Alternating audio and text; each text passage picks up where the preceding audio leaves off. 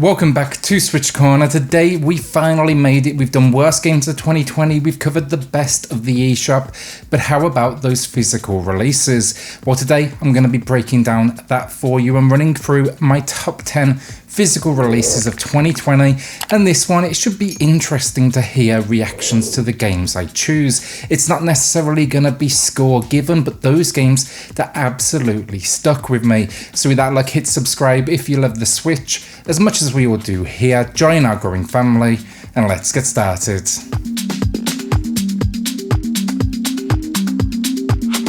So when I say physical, talk about a pain in the ass thing to define. What I mean is I can head to GameStop, Best Buy, your Walmarts of the world and pick it up, except for maybe one on today's list, but we will get to that later in the list. But basically no like limited run games, anything like that. Same thing happened on my eShop list, with Ori being an internal argument I did have. So kicking us off, Need for Speed Hot Pursuit. EA, they did good with this port, and honestly, it got the nostalgia blood flowing. It's a fantastic game though that got the remaster it deserves, and Criterion's now influential approach to the race genre stands up to this day. It's arcade carnage through and through. It's not deep, but it is fast, and jumping them between like sports cars, law enforcement, as entertaining as ever.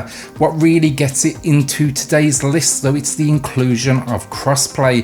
The Switch isn't exactly famous for its online community, especially with racers, so this is just refreshing and needs to become a more common practice. I jumped on it today and no issues at all, as I faced other console users and PC players. It makes for a game I'll be returning to now for a long time to come, and if only Grid could copy this format. Under Night in Birth, Late Clear, ridiculous name, great game. Up until this one was sent to me, I exclusively stuck with BlazBlue as my fighter of choice, and this, I've got to say, it was a worthy contender for my attention this year. Coming from French bread, it's been around since 2012, and its popularity is reinforced with its appearance at some of the biggest fight tournaments in the world. This release is basically an update for most consoles, but it's the first appearance for Switch, meaning we basically get all the good stuff. 21 characters, nearly 1,000 character balance adjustments, story mode, arcade mode, online, local play, stunning pixel work, new animations, but most importantly just great gameplay which can be as deep as you want it to be. XCOM 2 now, and I wanted to feature one of the big three like 2K releases. I understand this might be last on the list for many of you, behind like Borderlands and the BioShock collection, but this, I don't know, there's something special about XCOM in the palm of my hands. If any of these games shouldn't have worked on the Switch, it was most likely this one, and they absolutely delivered. Yes, it for sure has some low texture details and more than a few like frame rate wobbles along the way, but see past that and we basically have what is one of the best turn-based strategy entries in the palm of our hands. You just can't beat the XCOM formula, the story, the incredible amount of content. I still play this, I absolutely adore it, but most surprisingly, it's actually taken over from my PC build of the game itself. Pikmin 3, it's a pretty recent addiction for me. I picked it up at release, never really got around to playing it. Well, recently, the last few weeks maybe, I got into it, and yeah, it's been pretty much attached to my console ever since. Sadly, sales, they were poor, but I hope that doesn't mark the end of the series, as this may be one of Nintendo's most interesting and creative first-party IPs. Part real-time strategy, part like puzzle game. It originally released on the Wii U, so it was good to see it get a second chance, and its formula, I gotta say, it still stands up as unique in 2020, 7 years after that original release. Invade these alien planets, so command these creatures and get out of there as quickly as possible with the resources you need, and it's probably going to be a little deeper than you may expect. It has a free demo on the eShop though, so maybe check that out first. Ubisoft, they did good then with Immortals Phoenix Rising. In the lead up to launch, it wasn't really doing it for me in the adverts, honestly, but once I got my hands on it and I got into this world, it won me over with this huge at times open world, cartoon-like style, and then more than anything, it just has a whole lot of charm and humour, and that's mainly down to some fantastic voice acting, blending together elements of Assassin's Creed and then Breath of the Wild. Yeah, I can see so many people loving this one, but from what I've seen, sales, they have been a little little rocky, sadly. I did get some burnout on some of the missions in the later game with some minor kind of repetition kicking in, but that couldn't stop that drive to explore, which only an open world map can provide. Fun combat though, some great uses of traversal and flying, and then the boss moments, they were real standouts. Next up, Catherine. While the story feels a little weaker than it may have done back at release in 2011, the combination of elements, puzzle game meets anime, has no real comparable out there, and I'm a big fan of the series, owning actually multiple copies over multiple systems. It's a unique, cool game, and you basically look at this full body build as a new game. Plus it introduces a new character, and then because of that a new story arc, along with multiplayer and new puzzles. Extremely adult in its tone and themes, where people are basically being killed in their sleep. It delivers something unusual in the fact that the puzzles capture not only a sense of, challenge, but also almost horror and tension. Perhaps strangest of all though, Catherine has a competitive scene, and it features at EVO, one of the biggest fight tournaments in the world. How many games can make a claim like that? This list, it wouldn't be complete without Xenoblade Chronicles, and it was a good year for RPGs on the Switch. This originally released back in 2010, and it released on the Wii, the 3DS and the Wii U. Nintendo, they love to port over the older games, but I am not complaining. It's a fantastic game that deserves another spin in the spotlight, and it's also including some serious improvement. Better than the second entry in my opinion, this is a game that more than anything just deserved the Switch's extra power, because this world and these characters absolutely stunning at times, and we finally have the power to do them justice. Join the ride though to take down a mechanical enemy while diving into its brand of battles, as well as then a ton of depth around your team. It even throws in an epilogue to experience, and honestly it's been that long since I played it, it was just refreshing to revisit it in 2020. Metro Redux Collection for me next. This game was and still is one of the most impressive ports I've seen make its way to the Switch. Sure, it's received, the usual downgrade from the resolution to some of the texture work, but what they didn't lose, what they didn't sacrifice was the general tone, the environmental vibe.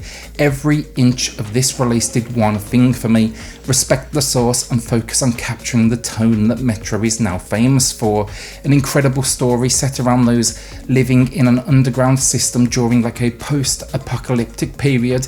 It uses this theme to blend together moments of horror, gunplay, stealth, and just general exploration.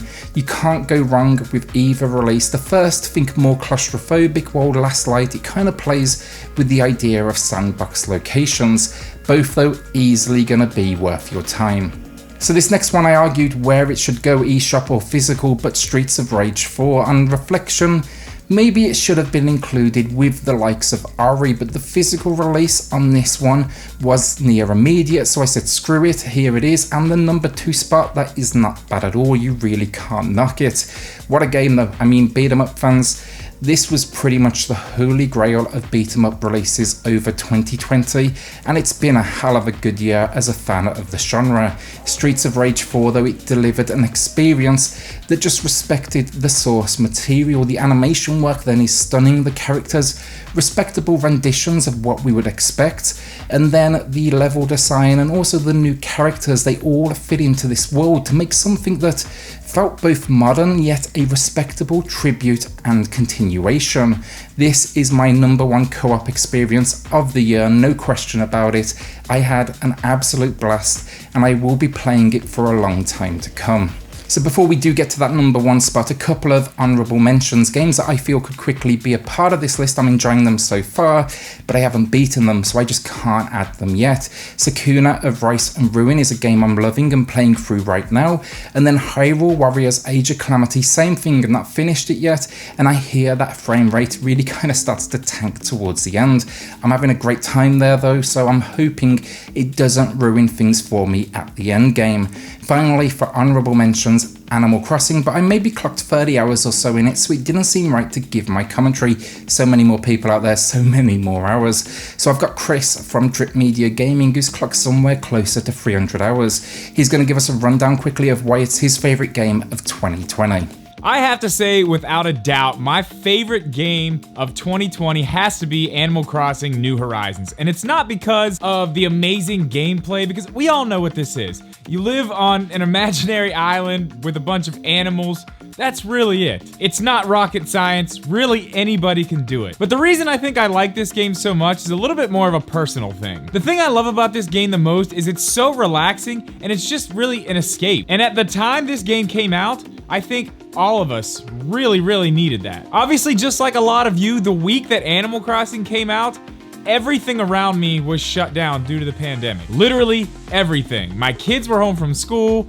Nobody could really go anywhere. Everybody was stuck at home. And then Animal Crossing came along. Not only was that a great escape, even if it was just for a few hours at a time, it was a great way to not think about everything else that was going on. And it really wasn't even just for me. My kids loved playing Animal Crossing, and that's something we could really connect with and do inside, you know, just to pass some of the time while we were all stuck here anyway. And I did mention it before, but other than all those facts, which to me are way more important, I just really enjoy playing the game. This is actually my first Animal Crossing game. I have never even been really interested in trying an Animal Crossing game before this one. I just think it came out at the perfect time for literally everybody who may have been interested in it. And when I look back on 2020 and how bad things got this year, I will always look back at Animal Crossing as a bright spot in what was otherwise a pretty bad year. So there you have it. That is my favorite game of 2020.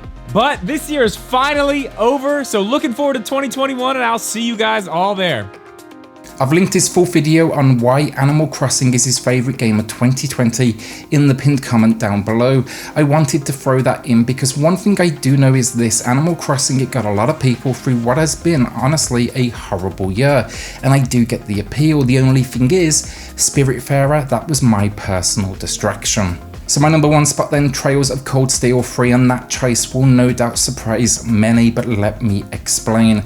On reviewing this game earlier in the year, I just got absolutely hooked. I beat it with no prior knowledge of the first two entries, never played them.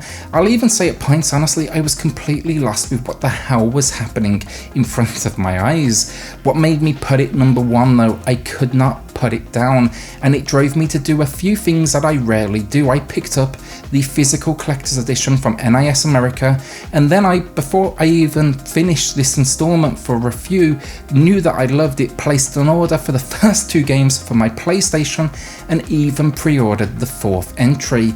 This game just absolutely hooked me. It delivered on what I want from a JRPG experience, and I had to know more. The story in this one, you are Reen Schwarzer, a hero who is basically now training the next generation of heroes. I don't want to give too much away, but just know it's one hell of a ride. Not the best looking game, it even has issues, but it has a whole lot of character and heart, and I just couldn't resist it, and I can't top that in 2020. And that's my top games of 2020. What did I miss? What do you think of the selection? Would love to hear some thoughts in the comments down below. It's been a hell of a crazy year, but surprisingly, a pretty decent release schedule from Nintendo and everyone else for the Nintendo Switch. With that though, like a shout out to the patrons of the channel who are just going above and beyond to support SwitchCorner. Helps more than you know, so thank you all so much. If you do want to check that out for yourself, I have linked it in the video description down below. Then hit subscribe if you love the Switch as much as we all do here. Join our growing family, and I'll see you all on the next video. Thanks everyone.